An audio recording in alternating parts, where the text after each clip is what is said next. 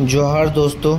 अभी आप जो दृश्य देख रहे हैं ये धनबाद ज़िले के अंतर्गत भोरा का है, जहां पर ओपन कास्ट किया जा रहा है और यहां के गांव वाले काफ़ी प्रभावित हैं। बहुत सारी परेशानियों की सामना करना पड़ रहा है।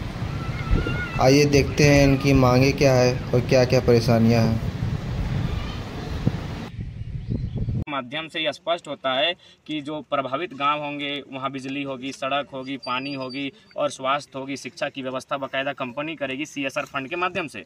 लेकिन जहाजटांड एक ऐसा गांव है जहां सड़क नहीं है। लगातार हज़ारों की संख्या में लोग प्रतिदिन आना जाना शिक्षा के लिए, मार्केट के लिए, अन्य कार्य के लिए। तो एक ऐसा गाँव है जहाँ लोग अब बेटी ब्याह नहीं करना चाहते हैं कि वहाँ सड़क ही नहीं तो हम क्यों देंगे। तो ऐसी परिस्थिति में तो हमारी मांग है कि अच्छी सड़क हो। उसके बाद क्या मांगे हैं कि प्रदूषण। अभी हम लोग आ रहे हैं तो लोगों चूँकि पढ़ने वाले छात्र हैं, चर्चा कर रहे थे कौन सा गैस है, बोलिए कार्बन मोनोडाइऑक्साइड गैस। आपने भी अनुभव किया होगा, आपने भी अनुभव किया। तो बाकायदा ये रिपोर्ट कहती है कि अगर कोई कंटिन्यू 6 घंटा अगर उस गैस के सामने खड़ा हो जाएगा तो ऑटोमेटिकली वो गिर पड़ेगा।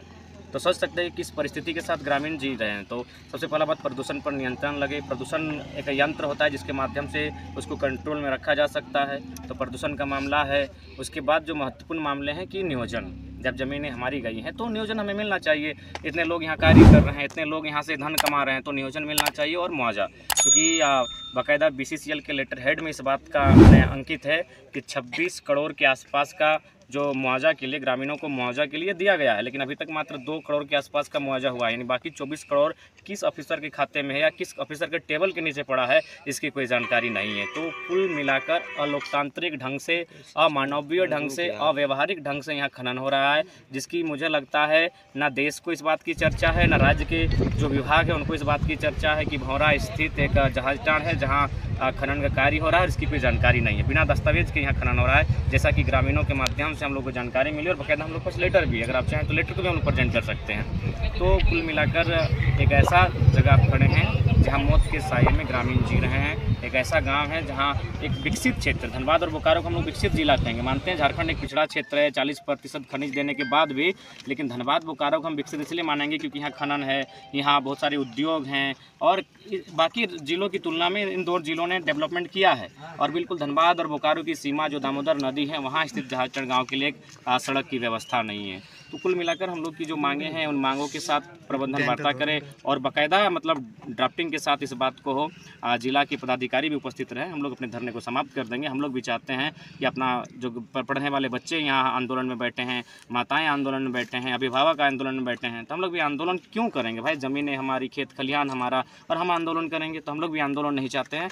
हम लोग अधिकार चाहते हैं। हम लोग अपना हमारा जो राइट बनता है उस पर बात किया जाए। आंदोलन को हम लोग समाप्त करेंगे। मंशा क्या लग रही, क्यों आप लोग के साथ वार्ता हो पा रही है BCCL?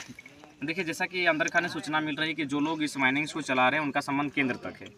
अरे वही सही बात है। भले भारत का संविधान कहता है of the people, by the people, for the people, जनता को, जनता के लिए, जनता के द्वारा। लेकिन सच्चाई है आज जिनके पास जोर है, सारी ज़मीनें उनकी, जिनके पास जोर है, खदान उनका। तो सुनने में आया है, चर्चा है कि केंद्र तक इनकी पहुँच है। तो ठीक है, अगर इनकी केंद्र तक पहुँच है तो हमारी पहुँच भारत के लोकतंत्र के चौथे स्तंभ मीडिया तक है। मीडिया के माध्यम से अपनी बातों को रखते हैं कि लोकतांत्रिक देश में किस प्रकार अवहेलना की जा रही है। लोकतांत्रिक व्यवस्था में देखिए, सबसे पहली बात सरदार पटेल ने कहा है कि लोगों की मांगें सही है गलत है। बहुत बड़ी आबादी अगर किसी मांग को मान रही है तो उस पर चर्चा करनी चाहिए, उस पर समीक्षा करनी चाहिए। तो जब इतनी बड़ी आबादी, पूरा गाँव आज धरने पर बैठा है, उसके बावजूद अगर प्रबंधन आके वार्ता नहीं करता है तो ये दुर्भाग्यपूर्ण स्थिति है। और कहीं ना कहीं प्रबंधन भी तमाम गाइडलाइन का अनुपालन नहीं कर रही। इतना बड़ा खदान, इतने गैसेस, सामने दामोदर नदी, ये घना जंगल, कोई भी गाइडलाइन, ना वन कानून को पालन किया जा रहा है, ना प्रदूषण बोर्ड के जो गाइडलाइन है, मानक है, उनको अनुपालन किया जा रहा है। बस धड़ल्ले से माइनिंग हो रहा है, बस यहाँ से कोयला निकाला जा रहा है, अरबों की संपत्ति को बेचा जा रहा है। इससे राज्य को भी और देश को भी कोई फायदा नहीं हो रहा है, बस मुट्ठी भर लोगों को फायदा हो रहा है। इसीलिए वे लोग माफिया तबके के लोगों को भी पाल के रखे हैं ताकि जब भी आंदोलन है तो ग्रामीणों को दबाने में उनका काम आए।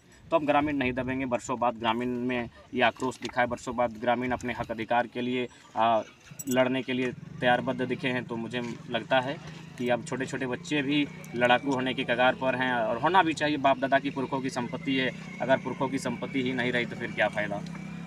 देखिए, कोयलांचल की बात करें, BCCL अधिकतर जगह कोयले का उत्पादन करते हैं। अमूमन यही समस्या हर जगह देखने को मिलता है। बाकायदा मैं भी इसी बात को बोलता हूँ। कल हम टाटा में बैठे थे तो बुद्धिजीवी वकीलों से भी, कल नहीं सॉरी कुछ दिन पहले हम टाटा में थे, वहाँ बुद्धिजीवी वकीलों से भी बात हो रही थी कि टाटा किस प्रकार यहाँ मैंने लोग दुनिया में उसको नज़र से देखते हैं कि नहीं ये विकास का काम करता है, लेकिन जमशेदपुर अगर आके देखेंगे तो वह किसी भी मानकों पे खरा नहीं उतरता है। बाकायदा जो नदी पर डैम बना है वो डैम किसानों की ज़मीन से बनाया गया है, लेकिन वो पानी जाता है टाटा को।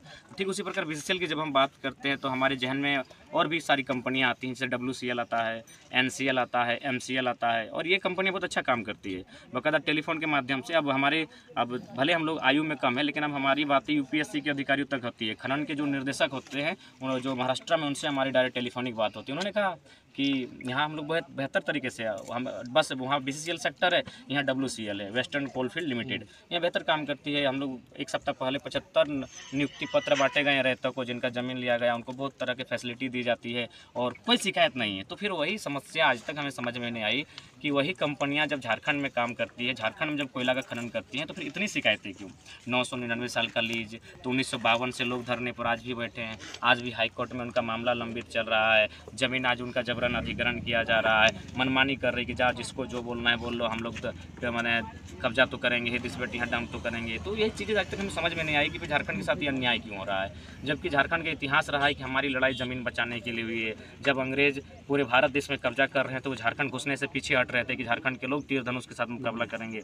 तो कहीं ना कहीं ये थोड़ा सा भय लगता है झारखंड में कि हमारी ज़मीनें रात को घर में सोएं, सुबह एक योजना आती है और हमारी ज़मीनें हमारे हाथ से छीन जाती है, ना उचित मुआवजा मिल पाता है, ना नियोजन मिल पाता है, और फिर हम बंजारों की तरफ भटकना पड़ता है। वही कहानी आज लगभग 25% झारखंड की है। तो इसीलिए हम चाहते हैं रोकथाम लगे। लोकतंत्र यानी लोगों का देश, जनता का देश, प्रजातंत्र, तो प्रजातंत्र में प्रजा की सुनी जाए, ना कि राजाओं की सुनी जाए। और भारत तभी विश्व गुरु बनेगा जब आम व्यक्ति का उन्नति होगा। हम बार बार इस बात को भी कहते हैं कि अंबानी मैडम की 3 लाख की साड़ी से भारत की उन्नति को नहीं नापा जाए। एक गांव के सबसे गरीब व्यक्ति की जो अर्धांगिनी है, उसके जो गठरी है, उसमें जो पैसा है और उससे बाजार में क्या मूल्य है, उससे भारत की उन्नति को नापा जाए। लेकिन ये लोग चंद मुट्ठी भर अमीरों की तरक्की से राष्ट्र की उन्नति नापते हैं, इसीलिए मुट्ठी भर लोगों का देश बनाना चाहते हैं, माफियाओं का देश बनाना चाहते हैं। आज वो उसी का दुष्परिणाम है कि एक आम व्यक्ति मतलब सड़क पर है हर जगह। ये तो कोई नया नहीं, जो अगर धनबाद में आंदोलन होता तो लोग बोलते चलो धनबाद के लोग कुछ ज़्यादा ही बोल रहे हैं। हर जगह तो आंदोलन हो रहा है, पूरे देश के कोने कोने में आंदोलन हो रहा है। कारण यही है कि जो लोग सत्ता और मनशक्ति के साथ हैं वे लोग आउट ऑफ कंट्रोल हो चुके हैं, वे खुद डिसिप्लिन मेंटेन नहीं कर रहे हैं। डिसिप्लिन और वास्तविक किसी ने कहा है कि ये कानून का डर, ये संविधान का डर